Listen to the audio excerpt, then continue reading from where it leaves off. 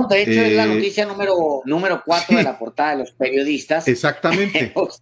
En redes sociales se comenzó a circular hoy esa convocatoria para un paro total de 48 horas en la UNAM para los días 4 y 5. Yo tengo dudas con respecto a eso. Haces un paro total de 48 horas, pero si todavía no están yendo a clases presenciales, ¿no? ¿Qué van a hacer? ¿Apagar la compu?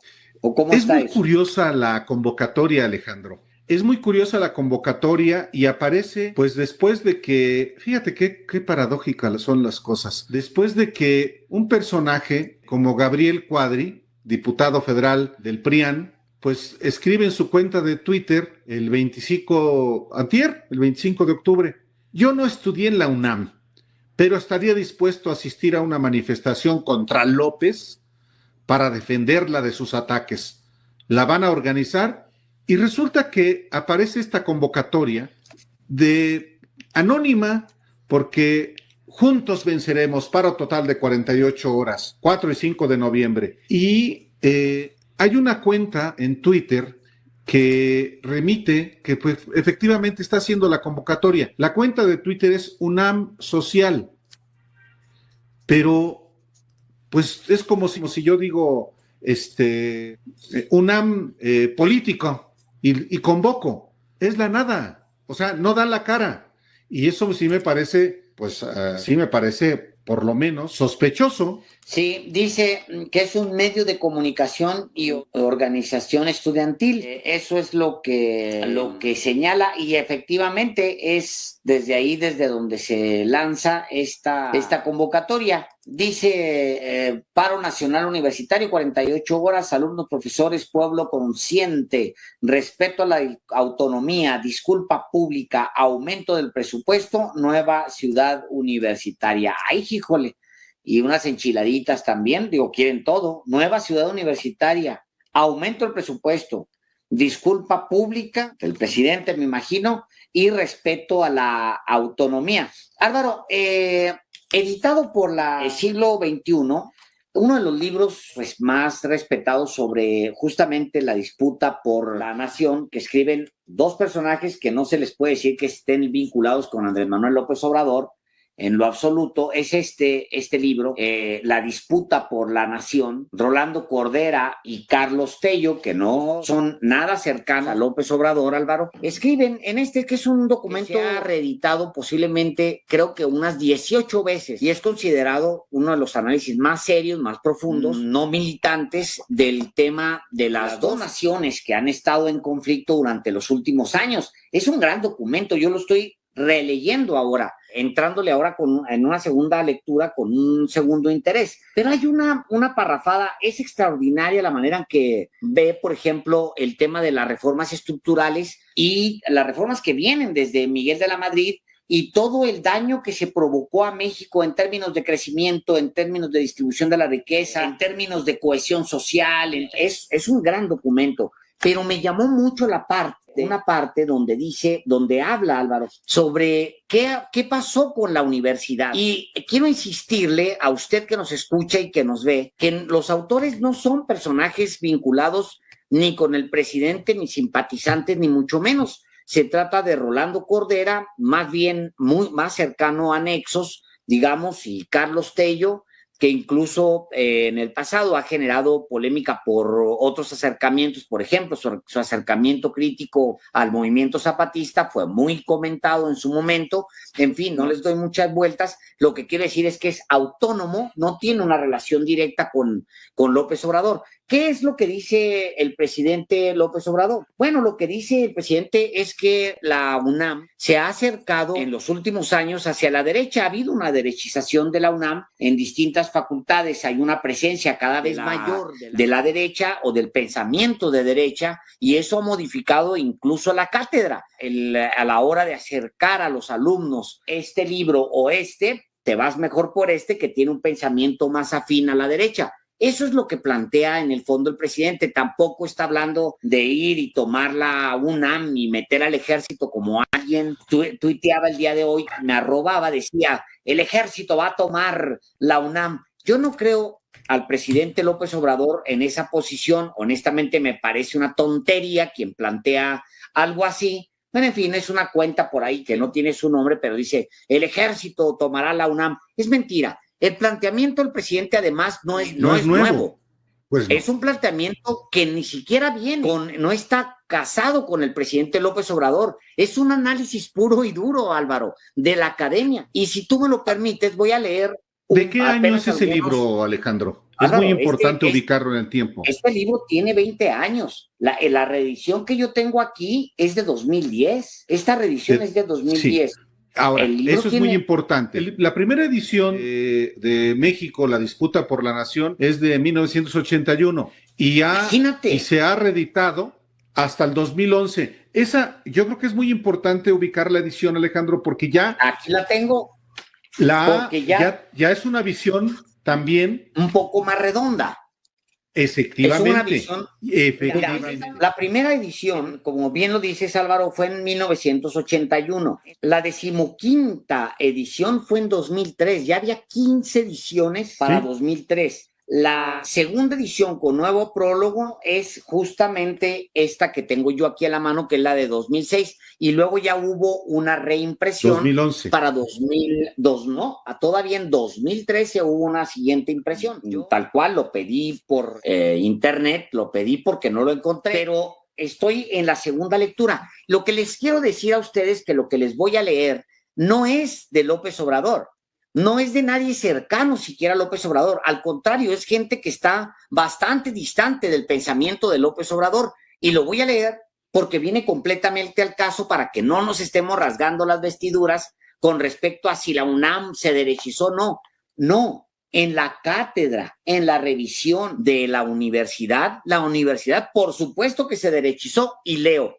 10 años después del movimiento estudiantil de 1968, por ejemplo, los de Columbia, los de California, Berkeley en Estados Unidos, los de la Universidad de París en Francia y los de las universidades de México, los departamentos de economía de las universidades estaban dominadas por el pensamiento neoliberal. Entre 1974 y el año 2000, 8 profesores de la Universidad de Chicago y más de 11 que estuvieron en algún momento asociados a ella obtuvieron el Premio Nobel de Economía. También el capital encontró respaldo para el logro de sus objetivos en los think tanks bien financiados e instituciones académicas poderosas y de prestigio, la Heritage Foundation, la Hoover Institution, la Universidad de Stanford, el American Enterprise Institute, todas ellas financiadas generalmente por las grandes corporaciones estadounidenses. En México, a partir de los primeros años de la década de los 80, tuvieron un crecimiento vertiginoso las universidades privadas que ofrecían las carreras de economía, derecho y administración de empresas. También en esos años se desató una campaña de desprestigio de la universidad pública, que desde luego iba más allá de la crítica a su desempeño académico o de las reservas o el activismo político que en ellas les proyectaba. Agrega el libro. Ya para 1980 el pensamiento neoliberal estaba prácticamente consolidado y predominaba en Estados Unidos y en Reino Unido, y era la punta de lanza contra el Estado Social de la República Federal Alemana y en otros países europeos. En 1979, Margaret Thatcher es electa primera ministra del Reino Unido. En octubre, Paul Volcker llega a encabezar la Reserva Federal de Estados Unidos y semanas después, Ronald Reagan es electo presidente de ese país. Un par de años después, Helmut Kohl llega a la Cancillería alemana.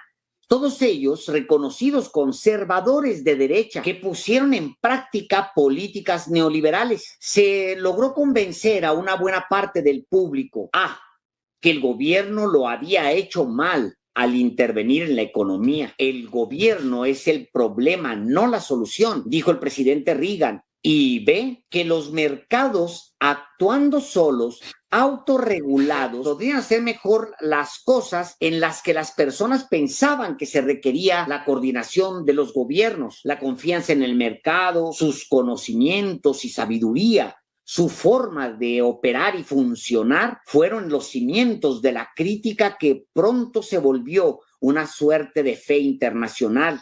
Armados con el bagaje neoliberal, casi todas las formas de solidaridad serían disueltas y reemplazadas por el individualismo, la propiedad privada, la responsabilidad personal y los valores de la familia. La sociedad como tal no existe. Lo que existe son hombres y mujeres, dijo Margaret Thatcher, para después reducir la presencia del Estado en la economía del Reino Unido mediante un amplio programa de privatización de las empresas del Estado y lanzarse en contra de los sindicatos para reducir su influencia en la política británica. Volcker definió como prioritario el combate a la inflación y resolvió aumentar las tasas de interés que para julio de 1981 llegaban a cerca del 20%.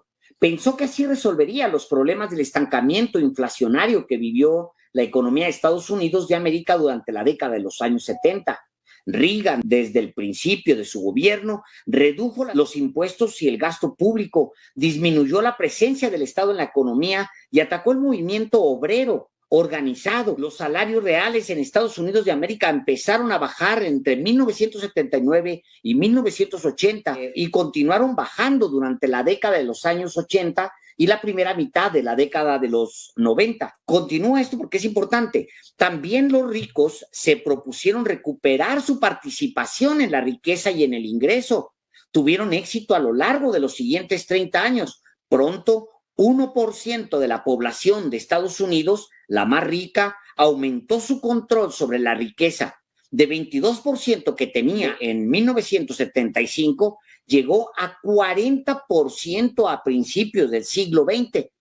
En Estados Unidos, 10% de las personas, las más ricas, aumentaron su participación en el ingreso de 33% en 1980 a cerca de 45% en el 2000. Y algo similar sucedió en Canadá y en Reino Unido. Los ricos de los ricos en Estados Unidos multiplicaron varias veces sus ingresos. 1% de la población, la más rica de ese país, duplicó su participación en el total del ingreso de 8 a 16% entre 1980 y el año 2000. La relación de los ingresos medios de los trabajadores a los salarios de los ejecutivos aumentó de 30-1 a casi 500-1 en apenas esos años. Quiero decir que es un texto distante completamente de López Obrador, como digo, gente más bien relacionada, académicos, gente que ha estado analizando estos temas. Y Álvaro, ninguna relación. Me llama mucho la atención porque se asustan los intelectuales cuando el presidente habla sobre el individualismo. Hombre, regrésense a los libros de texto, algunos de los cuales escribieron la gente que está cerca de ellos. O sea, cuando el presidente habla sobre este individualismo, sobre cómo la clase media se volvió más individualista, menos social, bueno, es consecuencia de la destrucción de absolutamente todo lo que había regido hasta entonces, la destrucción del Estado benefactor y la destrucción de los núcleos sociales. No existe la sociedad, existen los individuos, dice Margaret Thatcher. Pues claro, a destruir sindicatos, a destruir absolutamente todo. Pero el presidente lo cita la historia y luego lo interpretan como que es un ataque a la UNAM. Mejor, muchachos, con todo respeto, siéntense a leer. Les hace falta. Les recomiendo que empiecen por este libro que no tiene absolutamente nada que ver con López Obrador y está diciendo exactamente lo mismo que López Obrador. Pues quizá los que tengan que leerlo no son solamente los jóvenes, sobre todo los viejos, estos y sobre todo los que desde la derecha siempre han considerado a la UNAM un estorbo para la nación. No eran los defensores de la UNAM hoy, aquellos que detestaban a la UNAM, que se burlaban inclusive de que en las páginas de ofertantes de empleo decían UNAM, absténganse. Y hicieron chascarrillos de eso y se burlaban de quienes somos egresados de la UNAM. Y yo veo a quienes no la conocen, a quienes ni siquiera estudiaron en ella y que salen en defensa. Quizá no se necesita haber estudiado en la UNAM para salir en su defensa de una institución como esta. Sí, pero hay que documentarse y acreditar si efectivamente esta universidad de la que yo soy egresado se ha derechizado. No digo que toda la comunidad, porque las generalizaciones nunca son positivas porque las generalizaciones desinforman. pero sí ha habido por parte de las autoridades. A ver, el aumento de las cuotas en la UNAM, como las planteó Jorge Carpizo en 1985, que dio lugar al movimiento del 86-87, siendo, por ejemplo, yo estudiante del Colegio de Ciencias y Humanidades en Naucalpan. Y luego lo reiteró Francisco Barnés de Castro en 1999. Van a la entraña de la concepción neoliberal de la sociedad y, por supuesto, que el que tú, Alejandro, ahora hayas recordado unos cuantos párrafos de un libro escrito, en efecto, no por prosélitos de López Obrador, sino más bien militantes de una visión,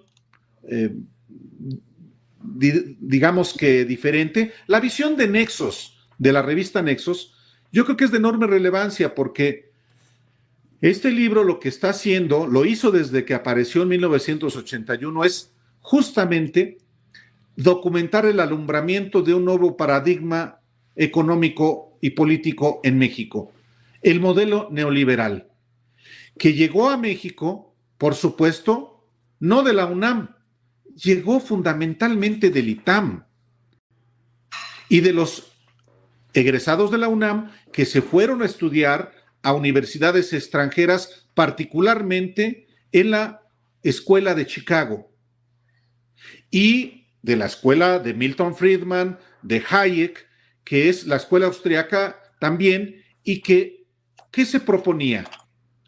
Este nuevo paradigma que era antagónico al estado del bienestar, al welfare state, y que el modelo neoliberal naciente se propuso destruir como lo logró.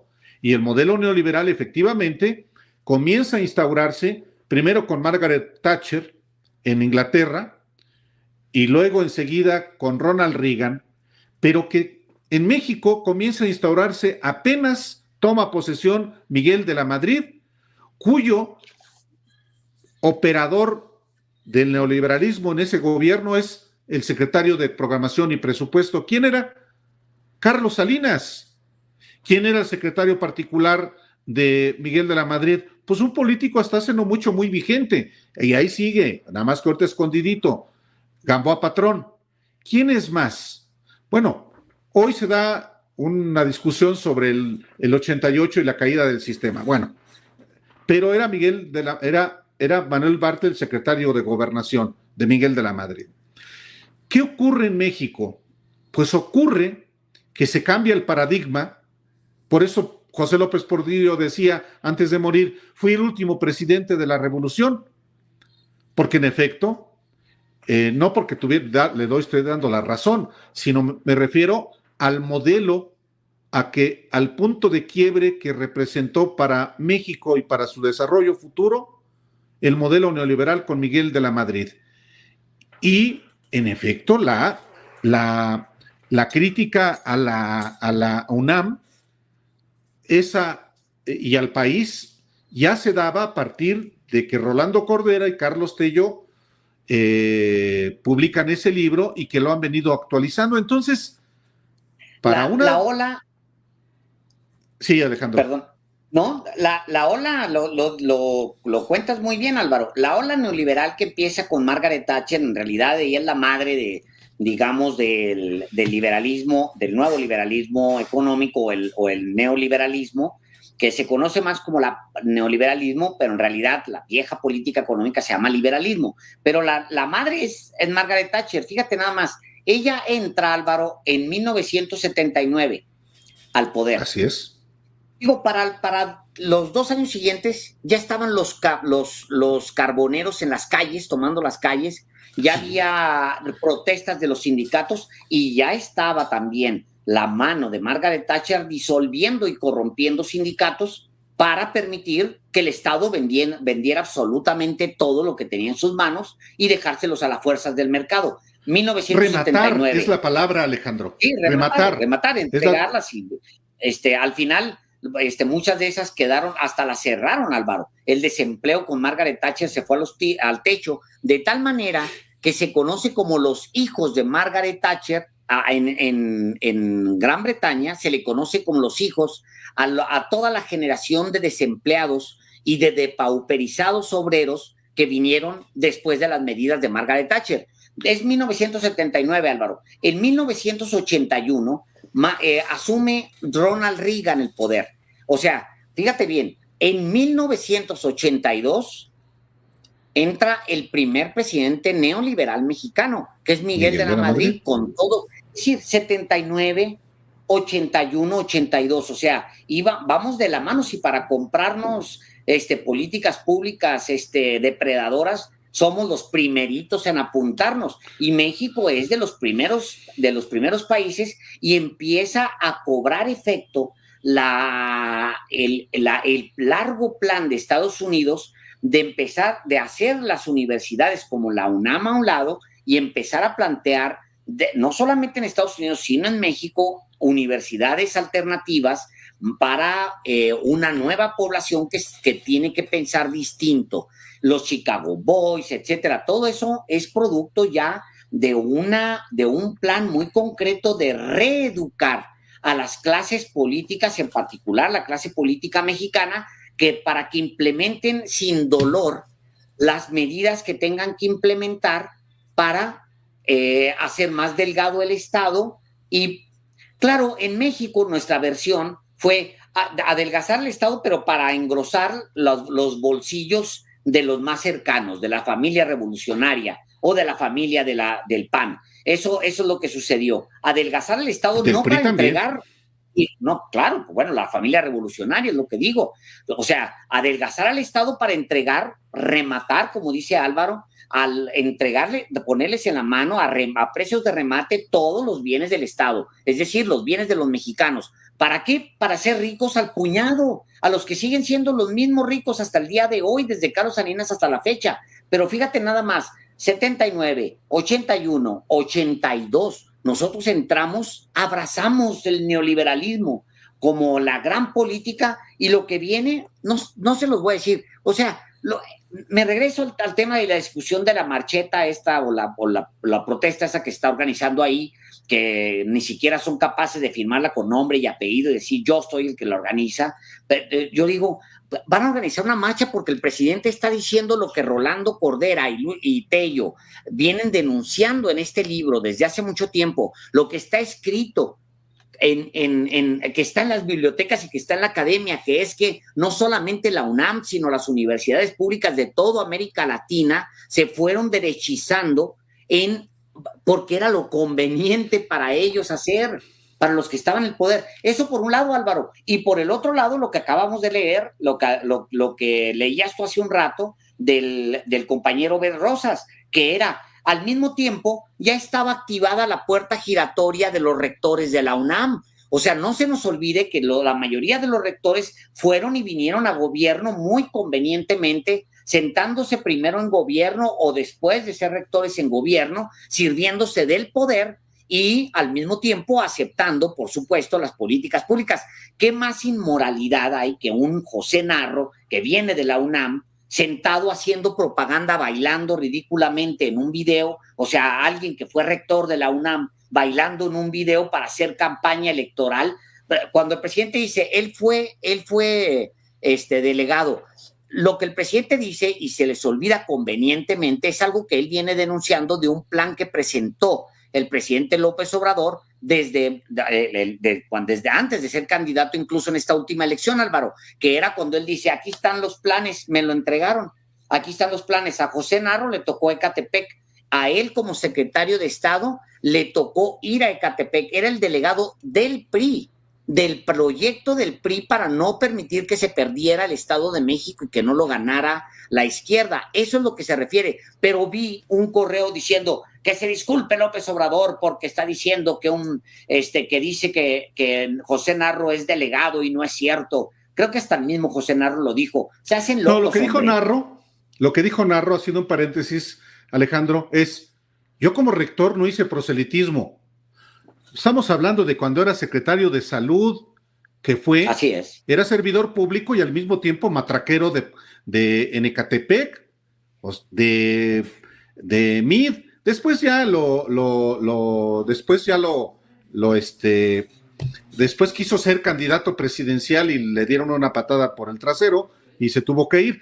Pero en fin, cierro este paréntesis, Alejandro.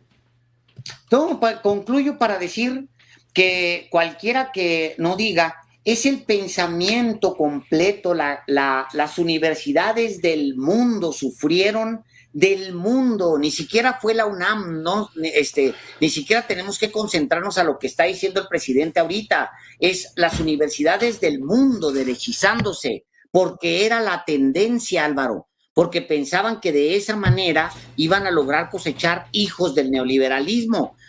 Por fortuna, ese pensamiento se fue desinflando por sí solo, no arrojó más que, ve lo que está pasando, o sea, Álvaro, sería imposible que Ronald Reagan hubiera planteado, que hizo todo lo contrario, sería imposible que Ronald Reagan o Margaret Thatcher hubiera planteado un impuesto para los multimillonarios. No, eso está pasando ahora, como consecuencia del fracaso del modelo económico que tiene en Estados Unidos grandes millones de habitantes pauperizados, porque lo vimos en la pandemia, Álvaro, el primer impulso de Estados Unidos fue rápidamente, sí, vámonos, como le querían que le hiciera México, saquemos la billetera, pum, pum, pum, pum, pum, a las grandes empresas, deuda pública. Lo hizo Japón, lo hizo Estados Unidos. Lo siguiente que tuvieron que hacer, Álvaro, y con esto concluyo, es darle a la gente dinero directamente. ¿Dónde habías oído eso? Directamente, pues sí, depositarles en sus tarjetas, directamente. Eso es lo que está haciendo Estados Unidos hoy, en este momento, depositándoles directamente a las familias. ¿Por qué? Pues por el fracaso del modelo neoliberal. ¿Lo habría hecho Reagan? Claro que no. Ni Margaret Thatcher, ni Salinas, claro que nunca Vicente Fox, claro que nunca Calderón, ni Enrique Peña Nieto, pues por supuesto. Y con eso fíjate que es una mentalidad, la mentalidad muy trabajada de la mentalidad anti-UNAM y anti-educación pública que se fue consolidando, sí, en la etapa neoliberal, pero ya venía desde antes, Alejandro. De manera particular,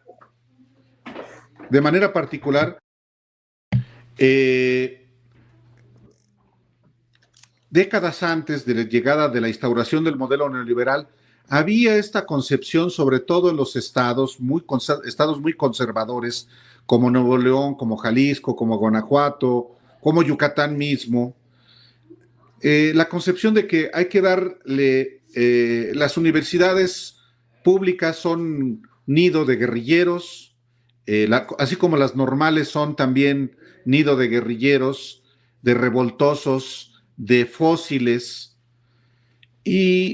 y cuando el paradigma neoliberal comienza a instaurarse en México, pues eso se acentúa. Los egresados, los comienzan, digamos, que a llegar al gobierno, quienes aún estudiando en la UNAM o en el Politécnico Nacional, fueron a estudiar al extranjero.